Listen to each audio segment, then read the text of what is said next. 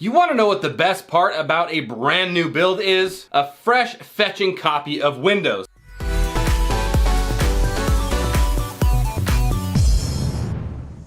What is going on, everybody? Welcome to this week's tech tip. Today we're going to be showing you how to install Windows 10 via a USB drive. This video is perfect for those that need a step-by-step guide on how to install Windows either on a brand new build or if you've already got a rig and you just want to do a clean slate and start from scratch. This video will be perfect for you as well. In any case, let's begin. Now before we get started, there are a few things that you're going to need before proceeding. First and foremost is you're going to want to have a form to verify and activate your new Windows 10 installation. So for those that are just buying a brand new copy of Windows 10 or at least a digital key, there is a chance that they may have sent you an actual USB device that has the installation media already on it. If that is the case, feel free to skip the part where we create that installation media using our own USB device. Now, if you already have a digital license or you already have an activated copy of Windows, you're either going to need to be A, have that digital license handy, or B, you're going to want to sign into that Microsoft account on the new rig after we do the installation, and it should move your license or your activation over to the new instance of Windows. If you've done neither one of those and you are starting from on a fresh hard drive or a fresh solid state drive, you're going to want to have some form of digital card or your actual key in order to activate the Windows once we're done. Now the second thing that you're going to need is a method to get that installation media, assuming that they didn't actually send you a USB device. So for those that are starting from scratch on a current build, you'll probably want to build you this installation or this bootable USB drive before you wipe Windows in order to get that media. Now, if you don't have an installation on a current rig and this is a brand new rig and you're starting fresh for the first time, you're probably going to want to find another computer, something that you can download the Windows creation tool and actually create this bootable USB drive. The third thing that we're going to want today is a 16 gigabyte USB flash drive, assuming you don't already have the Windows 10 installation media that they may have sent you. This is for those that don't have that and are going to need to be creating one from scratch. So I usually choose a 16 gigabytes. Microsoft does recommend an 8 gigabyte, so if an 8 gigabyte is all you've got, that should work perfectly fine, but I like to use 16 just to give me that extra leeway as far as space is concerned.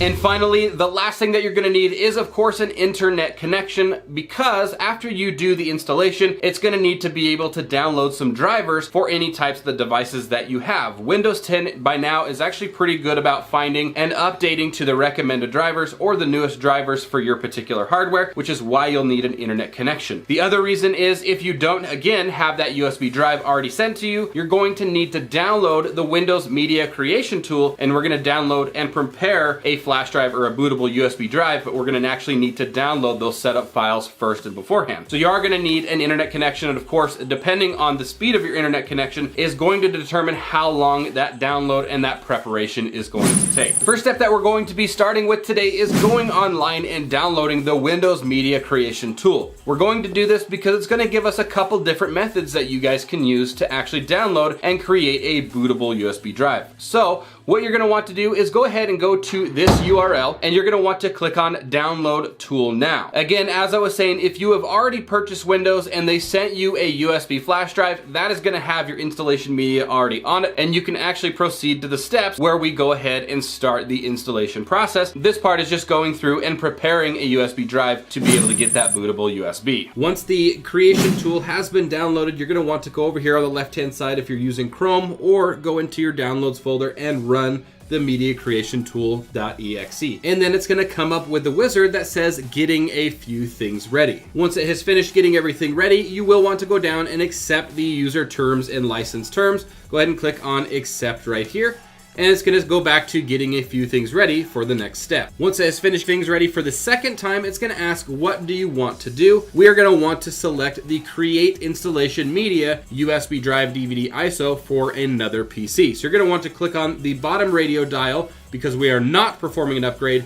We are starting from scratch or for the first time. So you're gonna want to select the bottom one here, and then you're gonna go ahead and click on next one more time. This next part is gonna ask you to select your language, your architecture, and your edition. You're typically gonna want to leave these by default, but for those, go ahead and leave the use the recommended options for this PC checked, and then go ahead and click on next. Now it's gonna ask us to choose which media to use. If you wanna install Windows 10 on another partition, you need to create and then run the media to install it. So because we are going going to be installing this on a USB flash drive, you will again need at least 8 gigs, preferably 16, just to give you some extra leeway. So you're going to want to select the top option. Now there are options where you can choose to download or create an ISO file, and then you can use a software called Rufus to install it. So for this demonstration, we are going to be using flash drive. So we've got the top radio dial selected, and again, we're going to left click on next. Now it says select a USB flash drive. It's going to bring you to a tree and show you which removable drives are installed on your computer. Now is a good time to go ahead and plug in the USB flash drive that you're going to be using. Now, keep in mind, you will want to back up any data that is on this drive if it's important to you, as performing this option right here is going to completely format and wipe out the data that's already on the flash drive and overwrite it with the installation files. Once you've plugged in the flash drive and you're ready to install those media files on it, you may need to come up here and click on refresh drive list, and you can see the Kingston USB drive that I'm going to be using today is now showing up in the list, and I have it selected here, and then I'm going to go ahead and click on next. Once again, it is going to get a few things ready. Now this particular USB drive is a USB 2.0 drive, so I'm expecting the performance of it to be slightly slower, and it's got a progression percentage, and this is going to be dependent on your internet connection and how fast you can download the Windows 10 files. Now this part may be a little bit tricky, especially if you are new to computers. What we're going to need to do is when you first turn on a computer, most motherboards now have what they call a boot menu that you can select a storage drive that it detects and actually boot from that drive. We're gonna want to do that in order to boot from the USB drive. So to do that, we do have an ASRock board in this build, and typically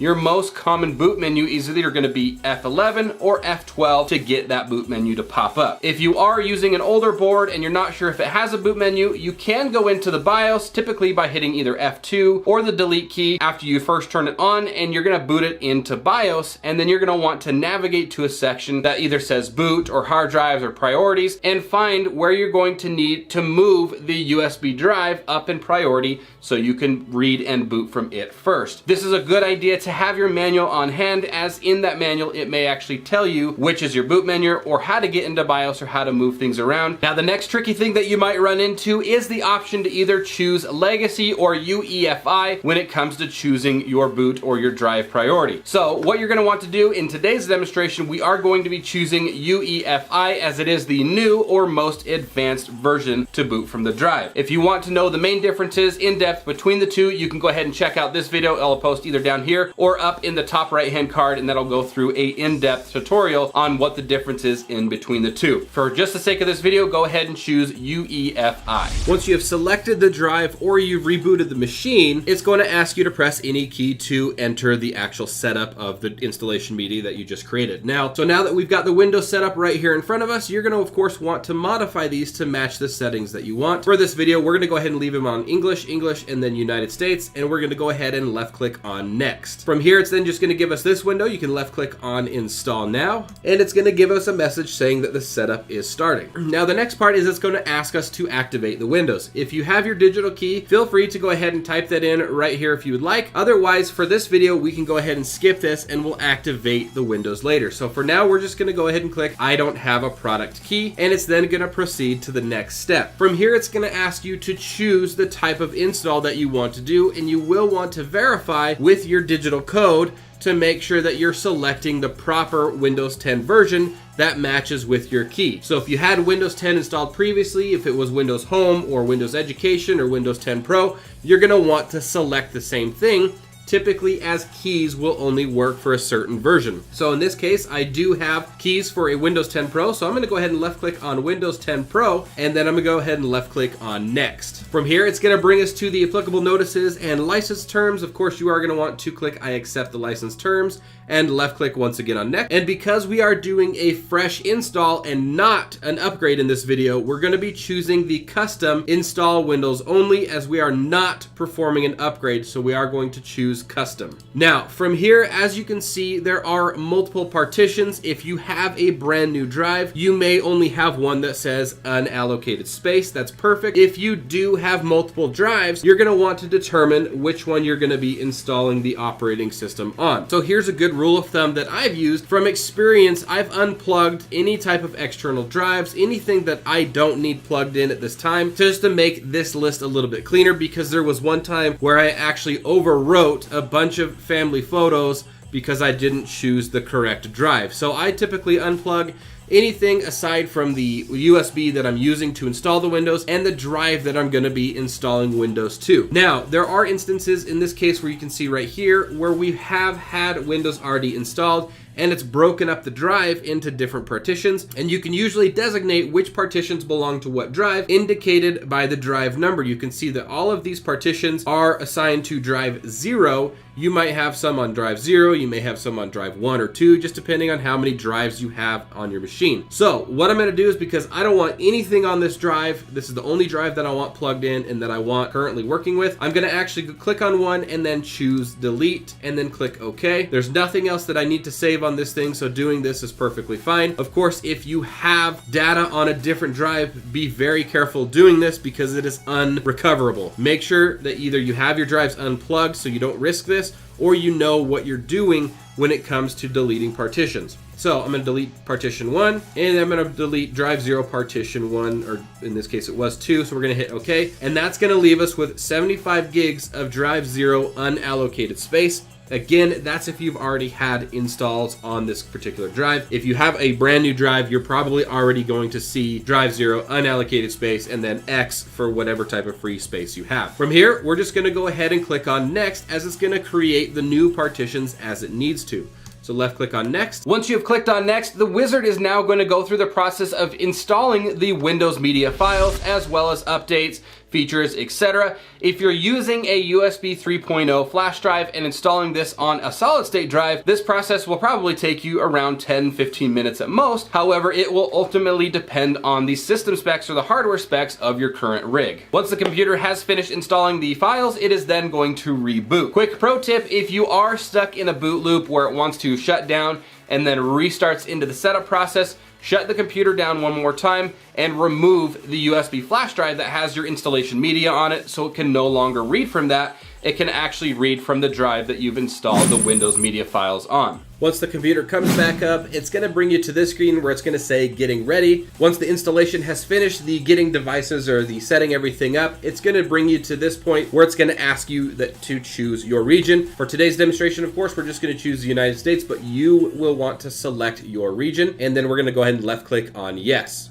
From here, it's gonna say just a moment one more time, and then it's gonna ask you for your correct keyboard layout. Again, for today's demo, we're gonna choose US, but you'll want to choose what fits for you, and then click on yes. And then you can add a secondary keyboard layout if you want by clicking on add a layout, but for today's demo, we are just gonna click on skip here. The next process is gonna go through the network connection just to verify that you are connected to the internet, and if you do have a wireless card in the computer, it's gonna ask you to connect to your Wi-Fi. Since I am hardwired on this machine, it went ahead and found the connection, and then it proceeded to go to the account setup. Now, here's the next thing that you're going to want to do. If this is a personal use computer, you're of course going to want to set up for personal use. Otherwise, you're going to set up for an organization, and typically at that point, there's an IT department that will take care of it. So for here, we're going to go ahead and click on set up for personal use, and then click on next, and then it's going to ask you to sign in with your Microsoft account. Now, here's the option. If you are installing just a fresh copy and you've had Windows installed on your rig before, you're going to want to use the same Microsoft account that you had on that old machine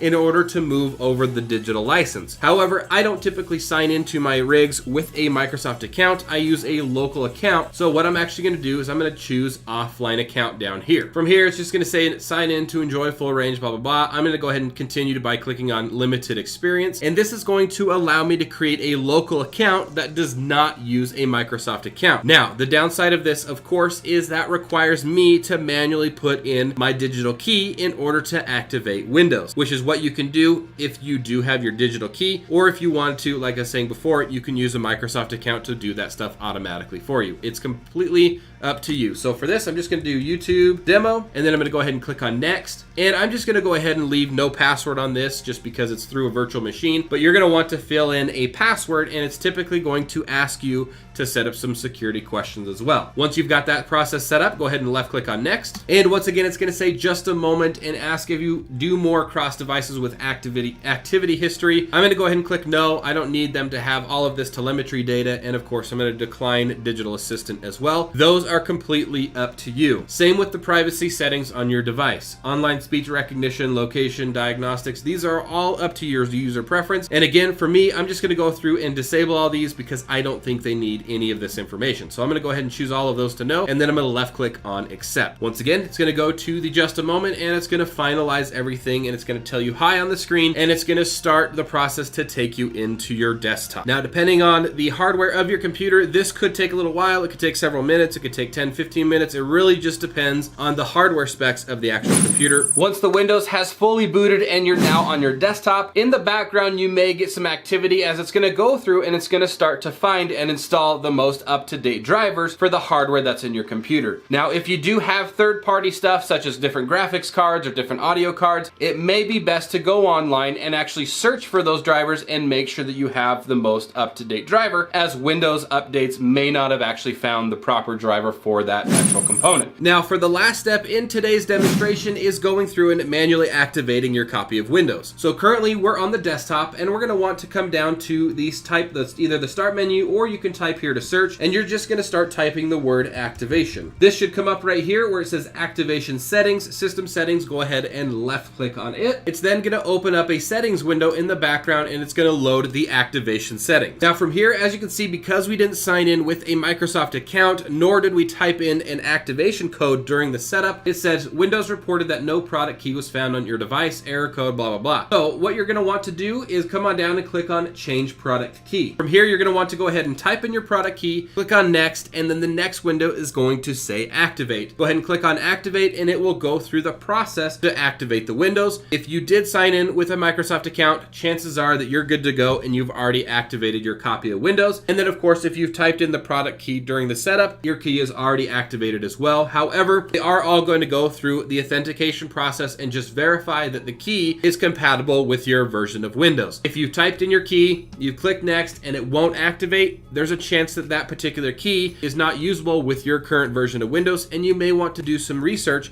and find out what version of Windows you can use with that key. Now, if you've reached this part of the video, chances are you have successfully installed Windows 10 on your new machine, so congratulations, the hard part is over. Now, I know this tech tip was a little bit longer than normal, so I appreciate you guys sticking through it. If you do have any questions, of course, feel free to reach out in the comments, and I will answer those questions the best that I can. And that is a wrap for this week's tech tip, bringing us into our question of the day. If you could only have one operating system for the rest of your life, what would it be? Leave your answers in the comments below. If you enjoyed this video and found it useful, be sure to give it a thumbs up and share it on your social media platform of choice. Hit that subscribe button if you haven't already, and enable the bell so you guys don't miss out on any type of future content, and we will see you on the next one.